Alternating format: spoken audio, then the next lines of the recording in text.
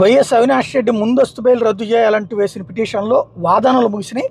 YS Avinash రెడ్డికి మంజూరు చేసిన ముందస్తు బెయిల్ రద్దు చేయాలంటూ తెలంగాణ హైకోర్టులో పిటిషన్ వేశారు ఏకానంద రెడ్డి హత్య కేసు నిందితుడైనటువంటి దస్తగిరి. అవినాష్ రెడ్డి తన అధికారాన్ని ఉపయోగించుకుని అబద్ధపు సాక్ష్యం చెప్పాల్సిందిగా తను వేధిస్తున్నాడంటూ సిబిఐకి కంప్లైంట్ చేశాడు దస్తగిరి. ఇప్పటికీ తన కుటుంబ సభ్యుల మీద విచక్షణారహితంగా దాడులు చేస్తున్నారని ఆరోపించాడు. పిటిషన్ మీద వాదనలు వినిపించారు న్యాయవాది జడ శ్రవణ్ కుమార్. తెలంగాణ హైకోర్టు మంజూరు చేసిన ముందస్తు బెయిల్ తక్షణమే రద్దుపరచాలని వాదనలు వినిపించారు. అవినాష్ రెడ్డి తన అన్న జగన్మోహన్ రెడ్డి అధికారాన్ని చూసుకుని సాక్షులను బెదిరిస్తున్నాడు అన్న న్యాయవాది తన తరపున వాదనలు వినిపించారు.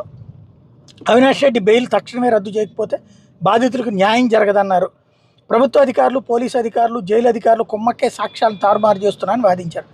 అవినాష్ రెడ్డి బెయిల్ తక్షణమే రద్దుపరచకపోతే విచారణ సరిగ్గా కొనసాగదని వాదించారు. అవినాష్ రెడ్డికి బెయిల్ మంజూరు చేసిన దగ్గర నుండి సాక్షులను ప్రభావితం చేశాడడానికి తగిన ఆధారాలు ఉన్నాయని సిబిఐ కూడా అంది. తక్షణమే బెయిల్ రద్దు చేయాలని సిబిఐ కూడా కోరింది.